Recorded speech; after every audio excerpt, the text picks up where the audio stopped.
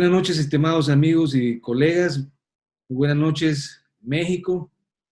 En esta ocasión, continuando con la sesión y el proyecto de la neurocirugía en manos salvadoreñas y amigos internacionales, esta noche tenemos la grata presencia del maestro, el doctor Víctor Hugo Pérez Pérez, neurocirujano de la República Mexicana. El doctor amablemente nos va a compartir su trabajo respecto a la anatomía vascular de la médula espinal. El doctor Víctor Hugo Pérez, como ya lo presenté en fechas pasadas, es un neurocirujano experto en cirugía de base de cráneo. Además, le preceden aproximadamente un poquito más de 33 años de trabajo arduo en los servicios de medicina forense con el estudio de la anatomía en cadáveres frescos, inyectados y preparados. Y además de eso, es miembro del Comité Científico de Anatomía Microquirúrgica de la Federación Mundial de Sociedades de Neurocirugía. Así es que sin más preámbulo, le cedo la palabra al doctor Víctor Hugo Pérez Pérez. Adelante, doctor. Gracias, César. Es un honor para mí participar contigo, con tus colegas salvadoreños y con la gente que nos sigue en prácticamente los países de habla hispana. Sé que tus programas neuroquirúrgicos están teniendo mucho impacto y me da mucho gusto estar aquí contigo, que tienes un entusiasmo enorme. Además, tengo que agradecerte muy en especial por esa insistencia que tuviste en mí para presentar mis trabajos a nivel internacional. Pues hoy día tengo el honor, un gran honor de pertenecer al Comité de Anatomía Neuroquirúrgica y al Comité de Premiaciones para Neurocirujanos Jóvenes de la Federación Mundial de Sociedades de Neurocirugía. Es un gran gusto estar aquí contigo. Bueno, vamos a iniciar. También pues pertenecemos a la Sociedad Mexicana de Cirugía Neurológica. Pertenezco también al Colegio Nacional de Neurocirugía aquí en la Ciudad de México, en la República Mexicana. Y pues estamos aquí contigo en lo que es la neurocirugía en manos salvadoreñas, que has tenido a bien llevar a cabo. Vamos a ver lo que es la anatomía vascular de la médula espinal.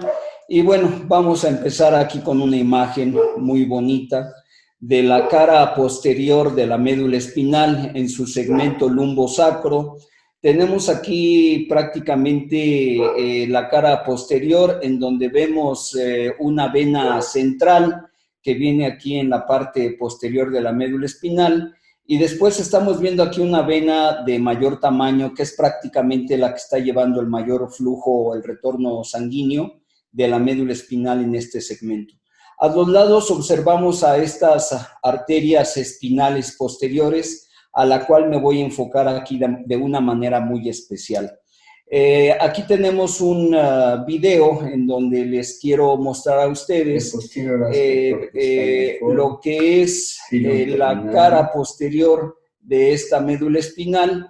Estamos rechazando ahí las raíces lumbosacras. Estoy viendo el filum terminal y el conus medularis, el cono medular que estoy tocando ahí. Y nos vamos un poquito más hacia arriba y vemos aquí el drenaje venoso. El drenaje venoso de la médula espinal está poco explorado hoy día, y no solo hoy, sino a través de todos los años hay poca información para nosotros de la forma en que se encuentra el sistema venoso de la médula espinal. Lo que nosotros hemos encontrado es una vena central y una vena de drenaje. En ocasiones son dos o llegan a ser incluso hasta más, que son venas, yo le llamo a la mayor de estas venas la vena espinal posterior magna. Y aquí lo que estoy mostrando, César y colegas, esta arteria es la arteria radicular posterior magna. Así como tenemos una arteria radicular anterior magna, también llamada arteria de Adamkiewicz, también tenemos una arteria radicular posterior magna. Y en un momento más les voy a detallar qué es lo que hemos visto con esta arteria. Bueno, pues fue Albert Adamkiewicz quien en estos años de por allá de 1800 80 describió a esta arteria espinal anterior magna. Él realizó algunos dibujos ahí entre 1881 y 1882, mostrando la irrigación de la médula espinal por primera vez en estudios cadavéricos, estudios de la médula espinal, y mostrando un flujo bidireccional de la sangre en la vasculatura de la médula espinal. Y efectivamente aquí tenemos que la médula espinal tiene varios afluentes sanguíneos desde el punto de vista arterial. En la parte superior vemos las arterias vertebrales, las arterias espinales anteriores. Aquí estamos viendo la cara anterior de la médula espinal y aquí vemos a esta arteria espinal anterior a nivel cervical. Y aquí estamos viendo más o menos a nivel de la raíz C4 o C5, estamos viendo una arteria espinal anterior a nivel cervical. Por acá ya estamos viendo una arteria, la arteria radicular posterior magna, y en el del lado derecho estamos viendo la parte final de esta arteria que lleva su nombre de este gran investigador polaco. En aquel tiempo, pues seguramente por la tecnología, por varias cuestiones, no se podían tener imágenes tan detalladas de la hermosura, de la belleza que tienen las arterias y las venas de la médula espinal. Yo aquí les muestro lo que es el cono medular, les muestro aquí el filum terminal en esta parte donde empieza. Espero que la flecha, que está algo pequeña, se logre ver aquí del lado derecho. Y entonces estamos viendo esta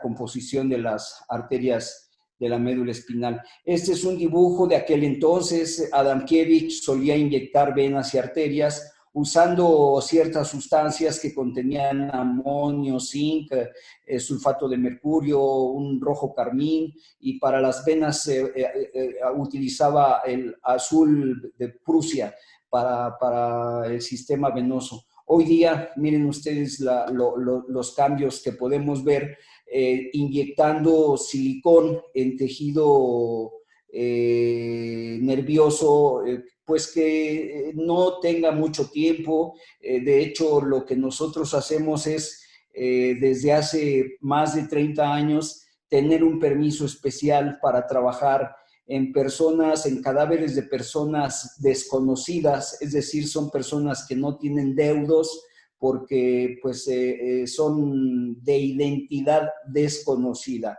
Es uno de los requisitos principales y aparte hoy día esto está sujeto a un comité de bioética en el Instituto de Ciencias Forenses de la Ciudad de México. Aquí les estoy mostrando la cara anterior del tallo cerebral y precisamente el inicio de las arterias espinales anteriores, que son ramas de las arterias vertebrales. Aquí vemos del lado derecho, en el caso del encéfalo, del lado izquierdo en mi imagen, pero prácticamente esta es la arteria vertebral derecha. Vemos una arteria hipoplásica. Y del otro lado vemos una arteria que prácticamente se continúa con la arteria basilar y va a dar origen a múltiples arterias, desde lo que es la unión ponto-bulbar hacia la unión ponto-mesencefálica. Y aquí abajo vemos a esta arteria espinal anterior. Bueno, ¿qué hacemos para que nosotros podamos hacer este estudio? Primero, es hacer una laminectomía desde C1 hasta L5. Prácticamente quitamos los 7 arcos posteriores cervicales, los 12 torácicos y los 5 lumbares. Lo tenemos que hacer esto con el debido cuidado para no lesionar los nervios raquídeos, para no lesionar la dura madre, la médula espinal, y que una vez que nosotros obtenemos todo este paquete raquimedular junto con la dura madre, la abrimos, enjuagamos las arterias, las venas, lo ponemos a un proceso de fijación con formaldehído al 10%, y unos días después, en ocasiones hasta en ese mismo momento, se puede proceder a hacer la inyección de este sistema vascular. Aquí les muestro una inyección de la arteria espinal anterior de Adamkiewicz. Aquí la estoy inyectando y observen ustedes cómo a través de esta arteria de Adamkiewicz estamos haciendo esta inyección y prácticamente nosotros a través de esta inyección podemos llegar, observen esto que se ve aquí, esta arteria muy pequeñita, vean cómo con este silicón nosotros podemos inyectar arterias menores a 100 micras, incluso menores a 50 micras. Esta arteria es muy pequeñita. La arteria de Adamkiewicz mide aproximadamente 0.8 a 0.9 de milímetros, es decir, de 800 a 900 micras, mientras que estas arterias pequeñitas, lo vamos a volver a poner aquí más o menos para que vean ustedes ese proceso de inyección. Vean ustedes, me interesa que vean esto, para que vean esta raíz que estoy señalando aquí con el cursor y vean ustedes cómo esta arteria muy pequeña logra inyectarse con la presión que yo le estoy dando a la inyección de esta arteria de Adamkiewicz. Bueno, vamos a pasar a la siguiente. Aquí estamos. Aquí tenemos a la arteria radículo-medular anterior magna, también conocida como arteria de Adamkiewicz. Esta arteria tiene una forma como de esos pasadores de pelo que utilizaban hace algunas decenas de años las mujeres para recogerse el pelo, y tiene esa forma característica, como de un pasador de pelo. Aquí viene la arteria, luego da una curva y se dirige hacia el nivel lumbosacro, y hacia adelante siempre nos está dando también una arteria pequeña que se va a continuar con las arterias torácicas para dar irrigación a la parte anterior de la médula espinal. Aquí tenemos un acercamiento de esta arteria, y ahora vamos a revisar qué es lo que hemos encontrado. Les presento el trabajo realizado en 50 arterias inyectadas, el trabajo ya estadístico, bien elaborado sobre los hallazgos. Nosotros encontramos que de esas 50 arterias, en 45 esta arteria proviene del lado izquierdo y en 5 se origina del lado derecho. Aquí tenemos un origen del lado derecho. Esto es la cara anterior de la médula espinal. Esto correspondería a la parte del lado izquierdo, esta la del lado derecho.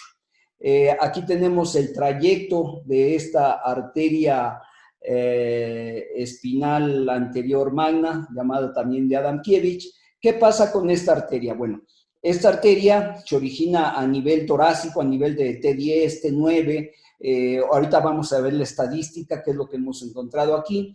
Pero vean ustedes lo que les comentaba, esta arteria se continúa hacia nivel lumbar y sacro hasta llegar al cono medular, y en donde la mayoría de las veces se trifurca. Da una arteria espinal posterior del lado izquierdo, una arteria espinal posterior del lado derecho y una arteria que se continúa con el ligamento terminal, con el filum terminal. Entonces aquí tenemos la formación de 3 arterias.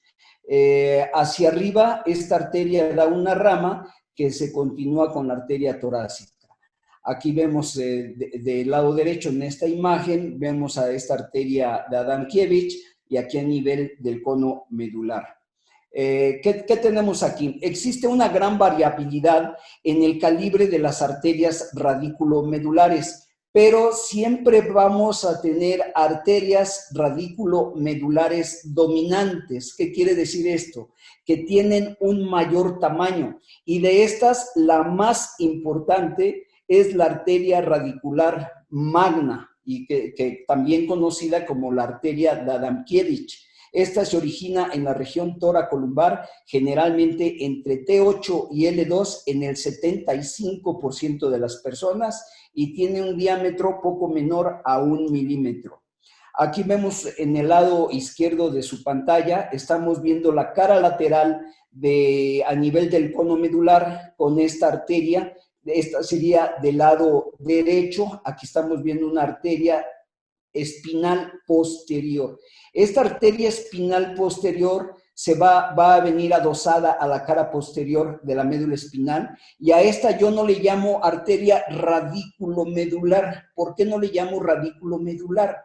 A esta yo nada más le llamo arteria espinal posterior. Es la rama de la porción terminal de la arteria de Adamkiewicz. Las arterias radículo-medulares son las que vienen acompañando a las raíces nerviosas. A ellas ya yo les llamo arterias radículo-medulares, pero esta es la arteria espinal posterior.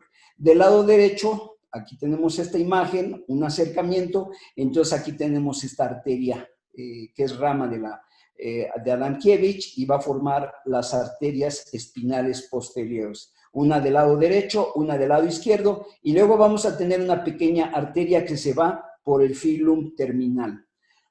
Aquí estamos viendo la diferencia que hay entre una arteria torácica y una arteria de Adamkiewicz. Vean ustedes nada más el grosor. La imagen habla por sí misma. Esta arteria tiene prácticamente, podría tener unos 9.9 de milímetro, la de abajo, y la de arriba quizás esté teniendo un 0.2, unas 150 micras. Luego, la localización preoperatoria de esa arteria es muy importante en procedimientos quirúrgicos a nivel de columna torácica. Su conocimiento es muy importante para reducir riesgos de paraplegia postoperatoria.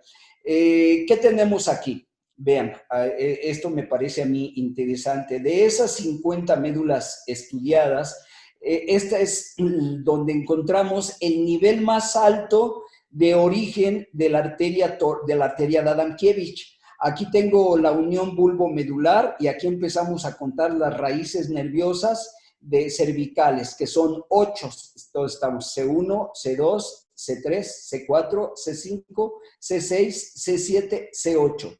Y nos vamos a las torácicas, T1, T2, T3. Entonces, este fue el nivel más alto donde encontré una arteria de Adamkiewicz.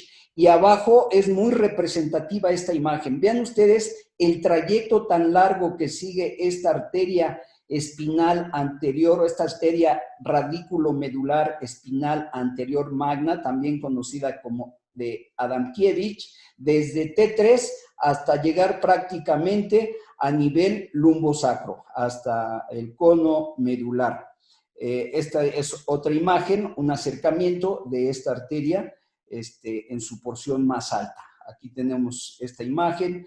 Y el nivel más bajo que para esta arteria fue a nivel de L2 del lado izquierdo. Esta imagen a mí me encanta ver esta imagen de esta arteria de Adamkiewicz originándose a nivel de la raíz lumbar del lado izquierdo y a nivel, pues el más bajo, L2 fue la que encontré más abajo. Su trayecto prácticamente de donde se origina es prácticamente donde termina. Hace aquí una especie de U o una especie de B, de V, y ahí está el origen y donde termina. Vamos a desplazar un poquito esos nervios para que ustedes vean la belleza de esta arteria.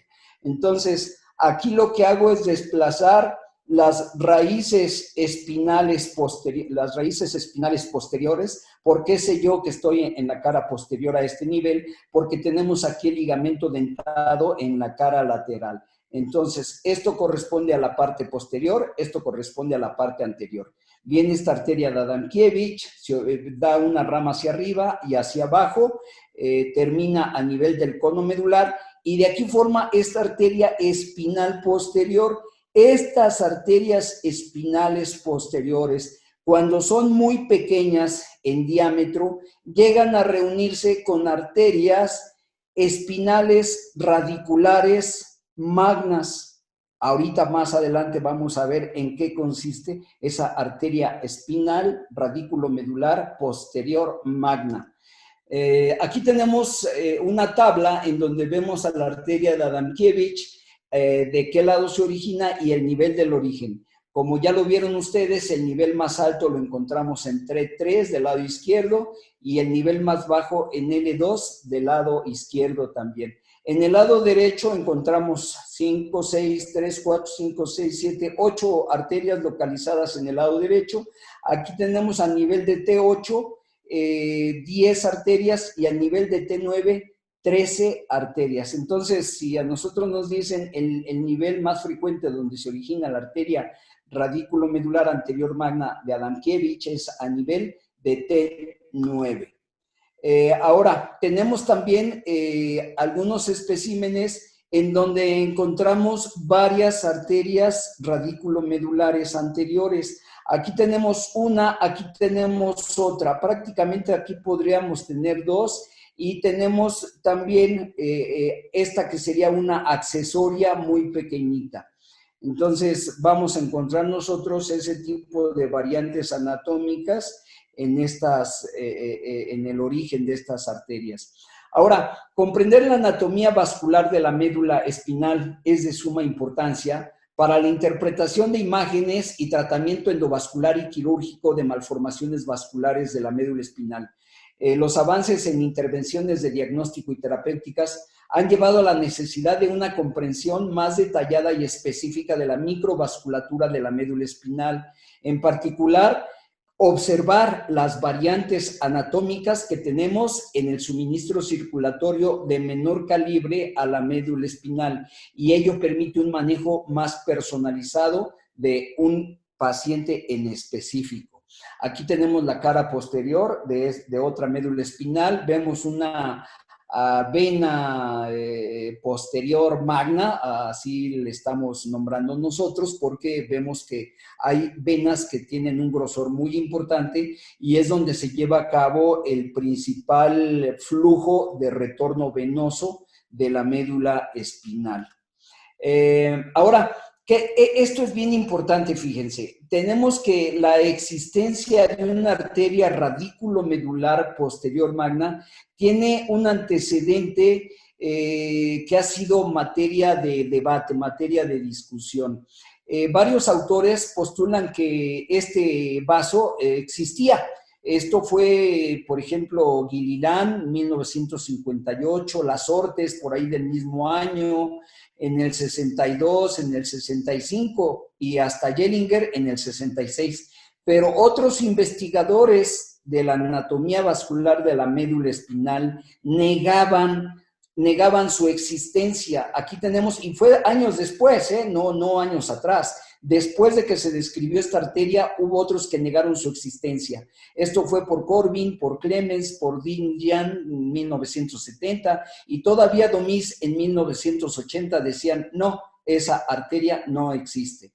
Y de acuerdo a Jellinger, una arteria radicular posterior magna se ve caudalmente en el 75% de las instancias, pero su calibre no parece ser muy importante, ya que tiene un diámetro hasta de 500 micras, pero esta arteria prácticamente es similar a la arteria anterior. De aquí yo diría que de repente por ahí se puede mencionar algunas cosas de tipo filosófico para algunas personas que decimos que lo que es arriba es abajo.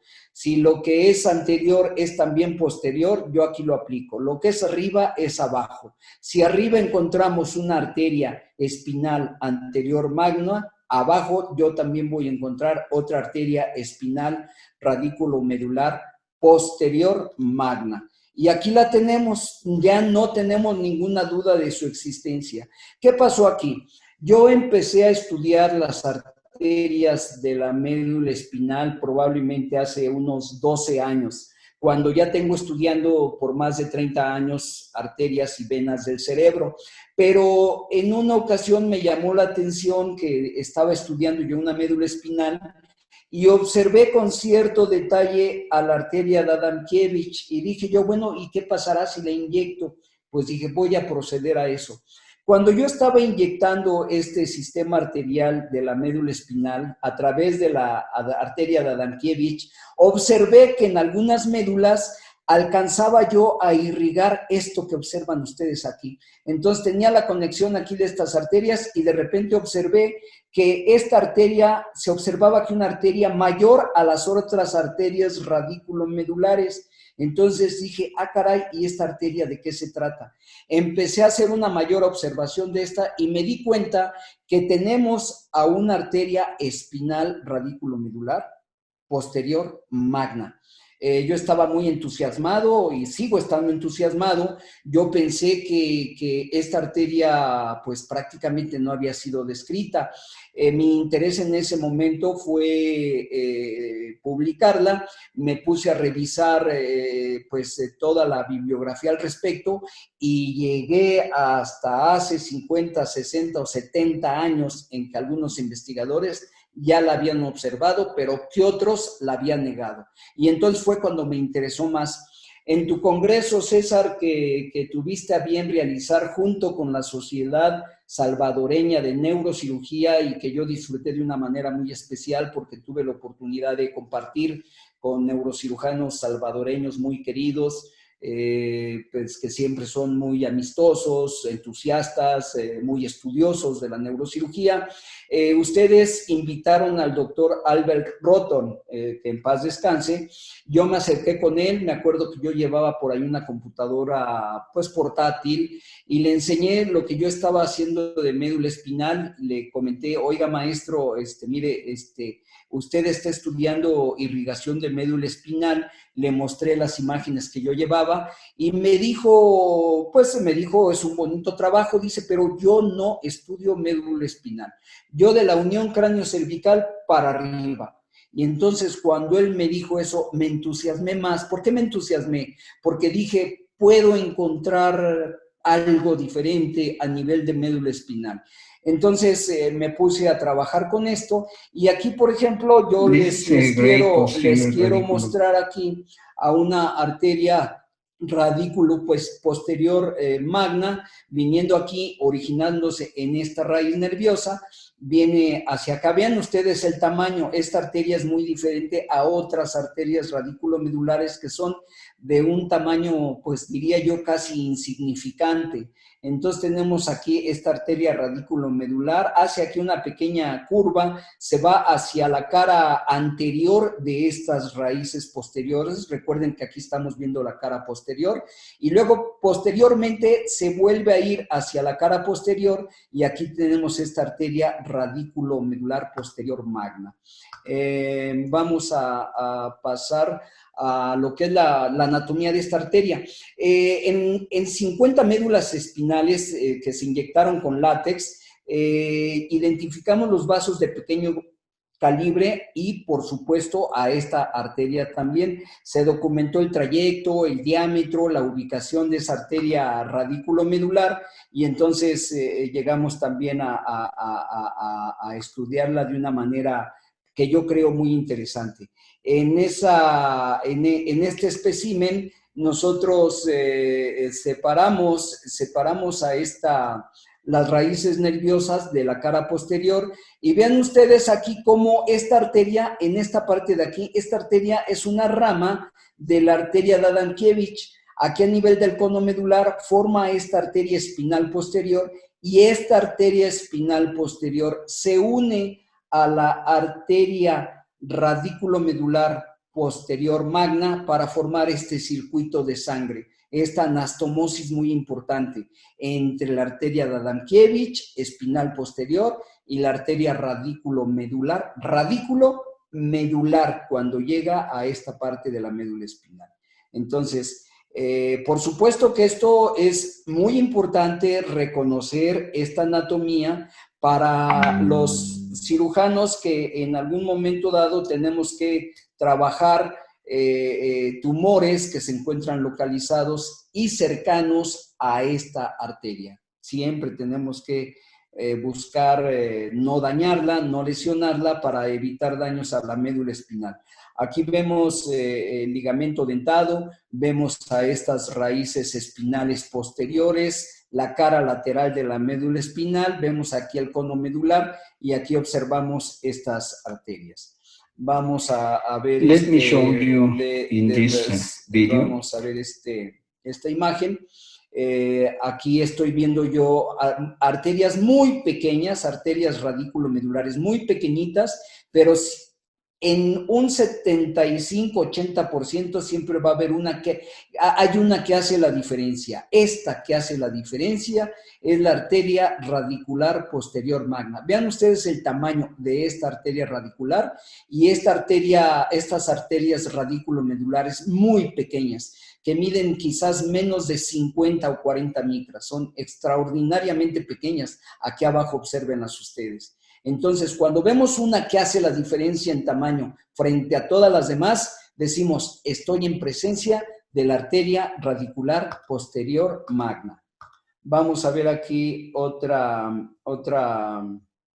imagen. En esta médula espinal no había arteria radicular posterior magna, había varias arterias radiculares. Yo a estas ya no les puedo llamar arteria, ninguna de estas le puedo llamar yo arteria radicular posterior magna, la mayoría son del mismo tamaño y en pocos especímenes encuentro yo esto, que haya arterias verdaderamente pues de cierto tamaño, que se logren visualizar bien y que constituyan esa arteria. Entonces, un número variable de arterias radiculares que se originan en arterias segmentarias o vasos homólogos realizan contribuciones arteriales como vasos nutricios a lo largo del curso de la columna. Estas arterias radiculares son de calibre pequeño pero diferente. La mayoría de estas arterias radiculares irrigan las raíces nerviosas, la dura madre o el plexo pial. Solo unas pocas de esas arterias proporcionan suministro arterial específico a la red colateral de vasos que irrigan a la médula espinal. Estos vasos se denominan específicamente arterias radículo-medulares. Aquí tenemos la imagen, muy, muy bonita, muy demostrativa de lo que les estoy comentando. Entonces, en un 72% de las 36 médulas de 50 estudiadas, encontramos a esta arteria radicular posterior magna. Y en un solo caso fueron evidentes 3 arterias radiculares de estas características. En el 26% de las muestras estaba presente una arteria radicular posterior magna unilateral del lado izquierdo y una del lado derecho unilateral estuvo presente en el 22% de las muestras. Aquí tenemos estas arterias, aquí tenemos la Adamkiewicz, aquí tenemos una arteria radicular posterior magna, que es esta, y esta arteria espinal posterior. Y entonces, vean esto, por ejemplo, en este caso, en el 22% de las muestras estaban presentes estas arterias en ambos lados. Aquí la vemos de un lado y aquí la vemos del otro lado. Aquí estoy en la cara posterior de la médula espinal, veo aquí una del lado derecho y otra del lado izquierdo. Una de estas arterias mostró 3 arterias radiculares posteriores magnas del lado derecho. Aquí estoy en el lado izquierdo de esta y aquí estamos en el lado derecho. Aquí estamos desde arriba, veo por aquí 1, 2, 3. Esto lo tenemos detallado en el estudio que hicimos y aquí vemos la distribución de estas arterias a nivel espinal. Entonces, ¿dónde se origina esta arteria radicular posterior magna? Tenemos en T9 tuvimos del lado izquierdo 2, en T12 tuvimos 9. Si se fijan, esta arteria se origina un poco más abajo que la arteria de Adamkiewicz. La de Adamkiewicz es a nivel de T9 izquierdo el más frecuente. Y en el caso de la arteria radicular posterior magna, vemos que es a nivel de T12. L1 le sigue y ya después tenemos los otros niveles. Ahora, no tenemos duda de que esta arteria realmente existe y que sí le podemos llamar arteria radicular o arteria radículo-medular posterior magna. Y es lo opuesto a la de Adamkiewicz. Está naciendo en la cara posterior de la médula espinal. Con respecto a las arterias torácicas, estas estuvieron presentes en 38 médulas espinales, 32 en el lado izquierdo y 6 en el lado derecho. 2 médulas espinales no tenían arterias a nivel torácico. Y esta fue más frecuente en T4 del lado izquierdo con 9 muestras, seguida de 3 izquierdo en 7, y en 10 médulas espinales había una arteria torácica doble. Aquí vemos una arteria torácica que se origina del lado derecho y 2 arterias torácicas del lado izquierdo. Pero vean ustedes el grosor de estas arterias torácicas, es muy pequeño. Entonces, vean, por ejemplo, a este nivel, una arteria torácica muy pequeña. Lo que hicimos nosotros es tomar el nivel de T5, siempre. Tomamos nivel de T5 y tomamos la medida de esta arteria torácica, anterior, a nivel de T5.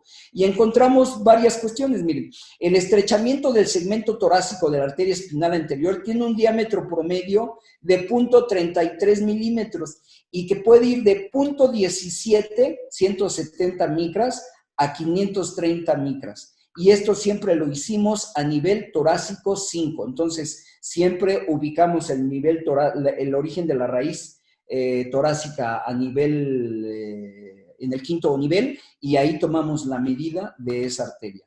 Esta es una imagen de la arteria torácica, ven ustedes el tamaño en relación con la otra arteria, y aquí les quiero mostrar a ustedes algunos trabajos que hemos hecho para ver sistema venoso. En la parte superior vamos a observar el llenado en forma retrógrada, lo podríamos comentar de esa manera, cómo se inyecta aquí el sistema venoso.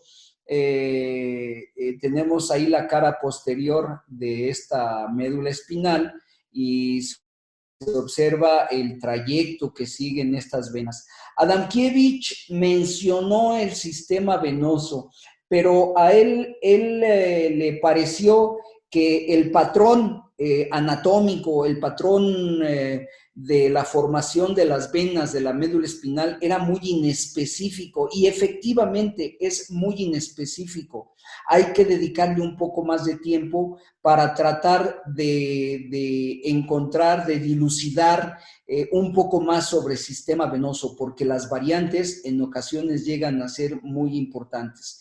Aquí ustedes ven a una arteria, a una vena espinal anterior, prácticamente que podría ser aquí única, y vean ustedes acá abajo cómo el drenaje venoso en la médula de abajo prácticamente se da al mismo momento en diferentes porciones de esta médula espinal. Entonces, por supuesto que aquí hay que trabajarle un poco más para dilucidar y comprender mejor el sistema venoso de la médula espinal.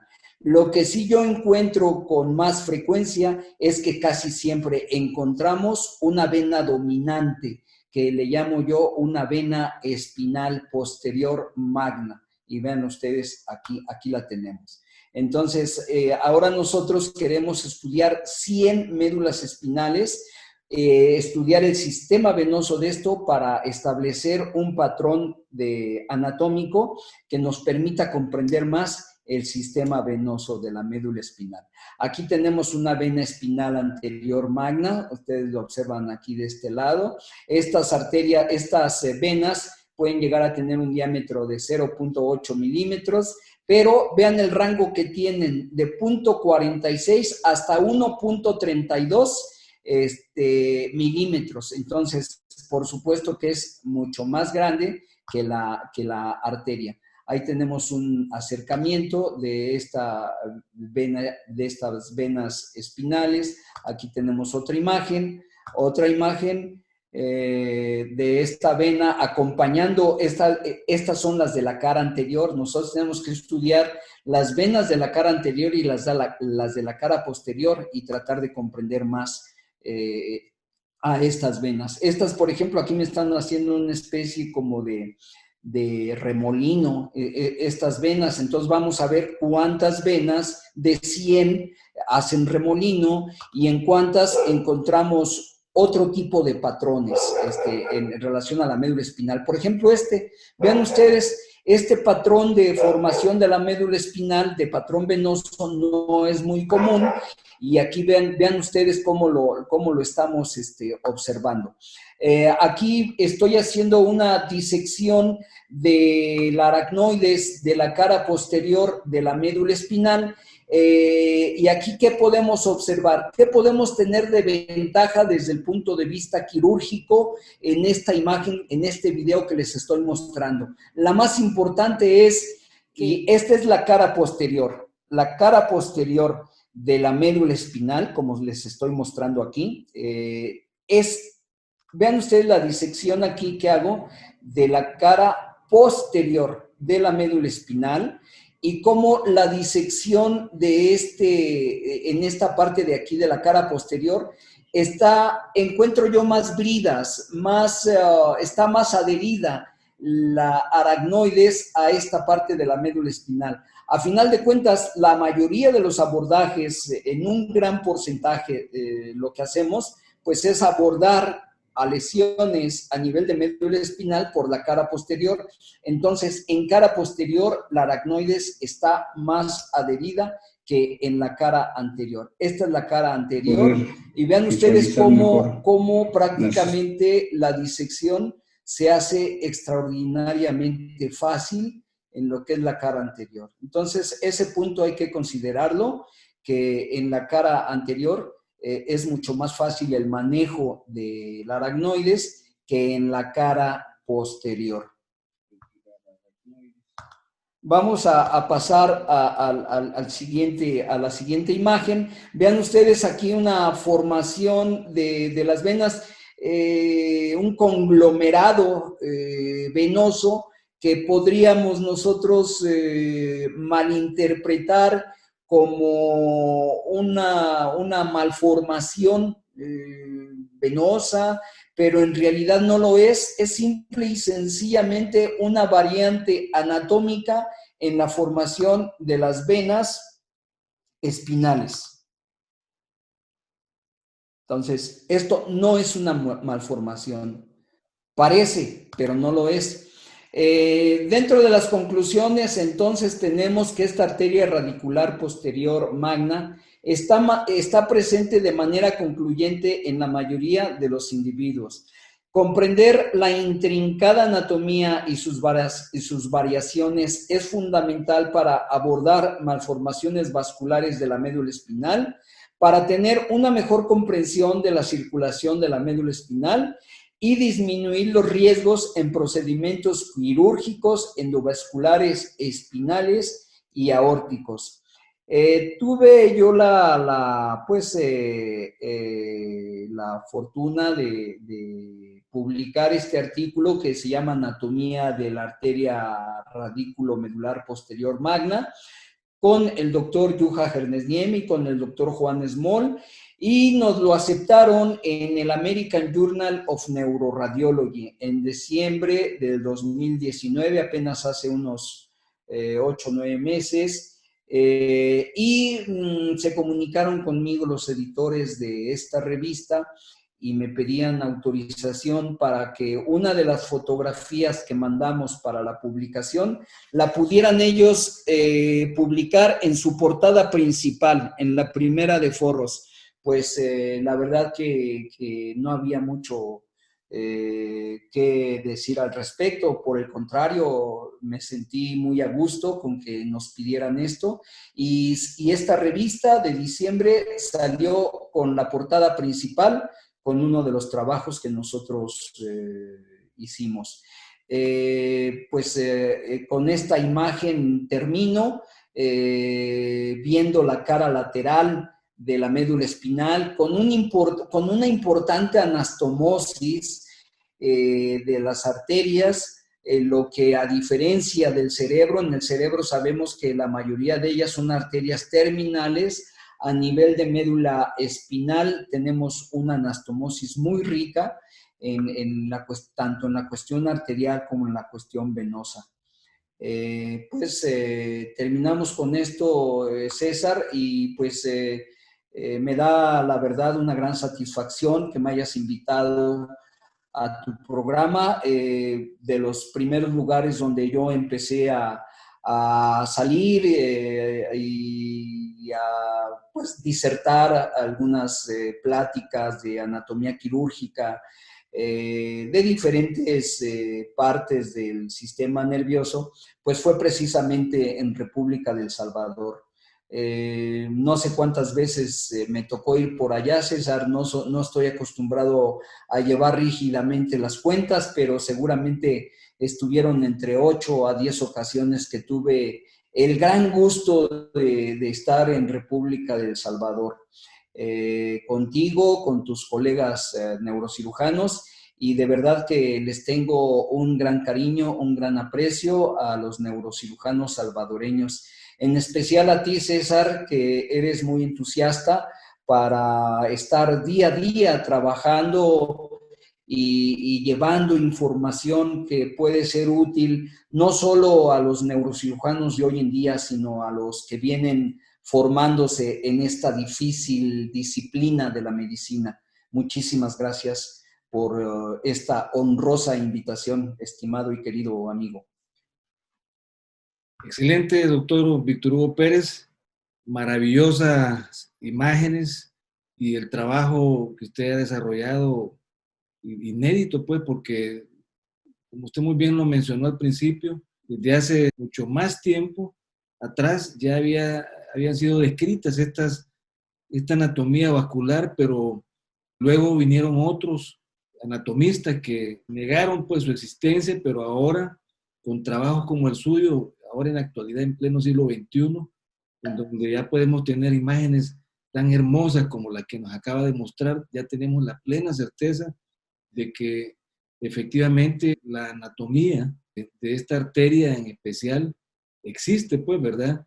Y ha sido pues de manera precisa, confirmada también en el artículo científico que se expuso también en esta revista prestigiosa de American Journal of Neuroradiology, ¿verdad? Con profesionales de altísimo nivel también académico que han respaldado precisamente la publicación de estos hallazgos que usted a través del paso del tiempo también, doctor, ha logrado obtener en su estudio anatómico concienzudo, pues porque no es de meses, sino que esto viene ya de años y precisamente yo he estado trabajando con usted, doctor, en alguna etapa de mi carrera en ese sentido y me doy cuenta pues de que se necesita de una filosofía y de una disciplina para poder ir recapitulando, recogiendo datos y obviamente el mismo trabajo que representa el asistir pues a los anfiteatros del sistema de medicina forense, usted que tiene ese privilegio también, doctor, de poder trabajar en cadáveres frescos, inyectarlos y prepararlos. Yo creo que es una de las formas mucho más, digamos, didácticas, en donde se puede apreciar de manera bella la hermosura de la anatomía microquirúrgica. Y acá va pues también el mensaje para las nuevas generaciones, doctor, para los neurocirujanos de formación, que se requiere del estudio concienzudo de la anatomía, no solamente a nivel cerebral, sino que a nivel también medular. Ya usted pues lo dijo, lo consultó con el maestro Roton acá en El Salvador en el 34 Congreso Latinoamericano de Neurocirugía en el 2010, que lo desarrollamos acá y que obviamente participaban también maestros de talla mundial como el doctor Roton, en donde él pues le pudo decir con franqueza pues que él se dedicaba más que todo al estudio anatómico digamos, de la médula oblongada hacia arriba, ¿verdad? Y que hasta entonces pues no habían estudios formales tan, digamos, profundos como los que se han hecho en los últimos años y que el suyo pues también viene a abonar más sobre esta riqueza de anatomía, doctor. Yo le felicito, realmente me parece que es un trabajo formidable el que ha hecho, doctor, durante casi 35 años. Como usted lo dijo en una ponencia anterior, pues es casi toda una vida de trabajo, de esfuerzo también, o sea, que le quita no solamente a su descanso, doctor, sino que también a la familia a veces. Y pues yo lo viví muy muy de cerca y realmente es encomiable lo que usted hace para las generaciones venideras, doctor, ¿verdad? Yo me atrevería a decir, y no me equivoco, doctor, que usted es el Rotom mexicano. Ese título, pues, en lo personal se lo digo de todo corazón, doctor, se lo ha ganado y ya es reconocido a nivel internacional y afortunadamente, pues, la Federación Mundial de Sociedades de Neurocirugía a través del Comité Científico de Anatomía Microquirúrgica, pues, ha recibido con aprecio también el trabajo que usted ha mostrado al mundo, doctor, y prueba de ello, pues, es el reconocimiento que ha recibido en ese sentido, doctor. ¿Qué mensaje podría usted enviarle a las nuevas generaciones de neurocirujanos, doctor, respecto al conocimiento de esta anatomía que hasta hace poco no había sido muy bien desarrollada, pues, pero que es importante, ya usted lo mencionó, para la cirugía de tumores medulares, por ejemplo, o inclusive la cirugía de malformaciones arteriovenosas a nivel del cono medular, pues es necesario saber, pues, que hay sectores críticos en la médula espinal que si no tenemos conocimiento con certeza a dónde se encuentra más frecuentemente la ubicación de este tipo de irrigaciones, obviamente apoyado con estudios de angiografía previos, ¿verdad? Pero que anatómicamente tenemos que ubicarnos para no cometer algún tipo de accidente. ¿Qué mensaje le puede enviar usted a las nuevas generaciones, doctor? Bueno, primero que la anatomía vascular, tanto de cerebro como de médula espinal, siempre nos va a dar sorpresas. Creo yo que no hay nada escrito. Yo creo que de aquí se desprende el que los jóvenes neurocirujanos deben continuar con ese estudio anatómico. Porque además el hecho de que ellos puedan hacer algo de ejercicio en especímenes les va a dar habilidades y destrezas para tener más éxito con una cirugía. Estamos tratando con vidas humanas y nuestra preparación en este campo debe ser muy riguroso, muy disciplinado, una disciplina a prueba de fuego para que nosotros podamos tener mayor éxito en nuestras intervenciones. Entonces, pues los invito a los jóvenes neurocirujanos a revisar este tipo de trabajos, a que les pongan mucha atención y que hagan un sacrificio, que hagan algún trato con las escuelas de medicina, con los departamentos de anatomía, tratar de sensibilizar a las autoridades de determinados lugares para obtener permisos y hacer este tipo de práctica. Porque yo pongo aquí un ejemplo, si yo como cirujano de base de cráneo voy a hacer una mastoidectomía, yo no puedo llegar, leer un libro y decir, bueno, ya leí en el libro cómo se hace una mastoidectomía, ahora la voy a hacer en el vivo, ¿no? Yo antes de hacer una mastoidectomía en mi vida quirúrgica, tuve que hacer por lo menos de 15 a 20 mastoidectomías en especímenes para poder decir, ahora sí, voy a hacer una mastoidectomía y eso, una mastoidectomía simple, no una mastoidectomía más compleja, más interna, en la cual obviamente por muchas circunstancias el neuro-otorrinolaringólogo, el neuro-otorrinolaringólogo, el especialista en oído, en cirugía de esto, pues obviamente tiene una práctica también extraordinaria. Pero nosotros, por ejemplo, como cirujanos de base de cráneo, pues para nosotros es útil esto. Esto lo pongo como un ejemplo nada más de que para adquirir habilidades y destrezas, ahí tenemos esto. Y esto es como un maratón. Yo no puedo empezar a la primera a correr el maratón. No, me tengo que ir ejercitando por mucho tiempo, probablemente 5, 6, 8 años. Ahora sí, ya agarré la condición física necesaria para correr el maratón. Y ahora sí, yo estoy con mucho más posibilidades de tener éxito. Entonces, la anatomía hay que estudiarla. Es la base, es el principio para tener éxito en una cirugía. Perfecto, doctor. Y en sus visitas en Asia, en India, en Nepal, en China, doctor, donde ha ido lo han invitado, en Polonia inclusive también, lo han invitado a que diserte acerca de su trabajo, doctor. ¿Cómo ha visto usted la respuesta de los neurocirujanos de esas latitudes? ¿Cómo han acogido su trabajo, doctor? Pues yo estoy sorprendido, César. Yo recuerdo que hace no sé cuántos años, probablemente unos 8 o 10 años, tú que conoces el trabajo que yo he desarrollado porque estuviste un año aquí en México y nos íbamos todos los sábados o domingos a trabajar al CEMEFO, a trabajar disecciones. Tú estuviste muy metido en esos trabajos de disección y posteriormente tú me decías, doctor, presente sus trabajos son interesantes. Pues yo como que no dije, pues no, la verdad es que Roton ya hizo un trabajo maravilloso y no solo Roton, el doctor Evandro de Oliveira, el doctor Kawase y muchos neurocirujanos más que han hecho trabajos extraordinarios. Me dije, pues realmente, pues lo mío pues es parecido a lo de ellos y ellos ya están contribuyendo de una manera integral a la neuroanatomía. Pero me llevo la sorpresa de que después, y con insistencia tuya precisamente, empiezo a trabajar en los foros internacionales a través del doctor John Bennett y me doy cuenta que les gusta mi trabajo y eso a mí me entusiasma. Empiezo yo a colaborar con ellos y pues la sorpresa para mí fue verdaderamente interesante.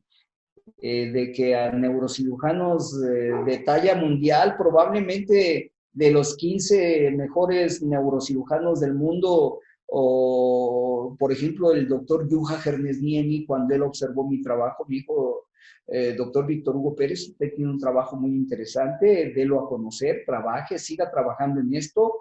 Y la verdad que pues eso es un alimento al alma, es un alimento al espíritu y a la disciplina, decir, hay que seguir en esto. Entonces, pues tú has sido el culpable, mi querido hermano César, de que por ti fue que yo tuve esa chispa de decir, vamos a mostrar el trabajo y vamos a ver qué resulta. Afortunadamente la respuesta ha sido muy buena y seguimos ahí, vamos a seguir.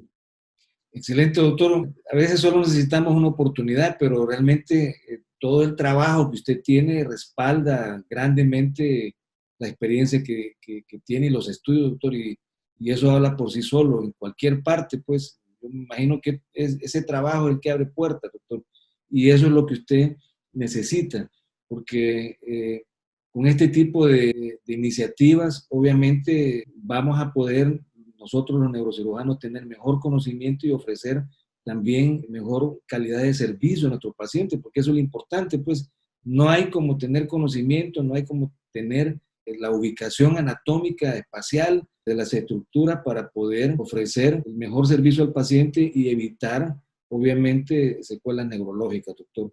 Yo agradezco grandemente la disposición que ha tenido en colaborarnos esta noche con esta temática que es apasionante, doctor, y que nos dé a conocer también toda la experiencia que usted ha desarrollado con sus estudios anatómicos. Obviamente esto pues va a venir a fortalecer más la educación continua en las nuevas generaciones de neurocirujanos, ¿verdad? Y esperamos que en futuras ocasiones también otra vez nos vuelva a fascinar con el estudio anatómico que usted tiene, doctor. Tiene ahí una columna vertebral, doctor. Lo que sí trabajo, César, esta parece una columna real, no lo es. Es una copia hecha en resina, está hecha a escala 1:1 y esto también yo considero que para un residente es muy importante tener este tipo de columnas que prácticamente no le sobra ni le falta ningún aspecto anatómico de una real. Entonces, esto sí lo estoy haciendo yo a través de moldes, lo que es el cráneo, la unión cráneo-cervical, la columna cervical aislada, la columna lumbosacra, y pues lo que he trabajado es modelos con columnas de tipo degenerativo y no degenerativo. Esto también lo estamos haciendo y esto forma parte, César, de un aporte que de alguna manera nosotros queremos también brindarle a los médicos para que afinen la puntería quirúrgica. Sí, doctor, y qué bueno que lo menciona porque esta columna prácticamente es un clon. Es un clon, está hecha en base a una real. Por No, eso es que los detalles, sí, y, sí. y es importante también para el neurocirujano, para nosotros o para el residente inclusive, porque así como usted lo dice en los talleres de instrumentación espinal, se puede reconocer la anatomía, las deformidades que provoca la espondiloartrosis lumbar degenerativa con la estenosis de los procesos laterales, por ejemplo, o algún tipo de un complejo discosteofito. Entonces uno puede inclusive tener la posibilidad de poder visualizar la patología, ¿verdad? No como los modelos que a veces daban antes las casas, que eran burdos, eran no precisos anatómicamente. Este tipo de columna Así es. es prácticamente un clon de la biológica y eso pues es un valor agregado, doctor, un valor agregado. También yo lo felicito también porque es importante, no solamente hace columnas, sino que también cráneo, ¿verdad? Y también es a escala 1:1 en resina. En resina. Sí, César. Excelente. Bueno, doctor, finalizo esta exposición que ha sido maravillosa. Agradezco también de nuevo la oportunidad y el tiempo que ha dispuesto para apoyarnos en este proyecto que pretende difundir el conocimiento de la anatomía microquirúrgica a nivel no solamente nacional en El Salvador, sino que también a nivel latinoamericano y, por qué no decirlo, en el mundo, doctor.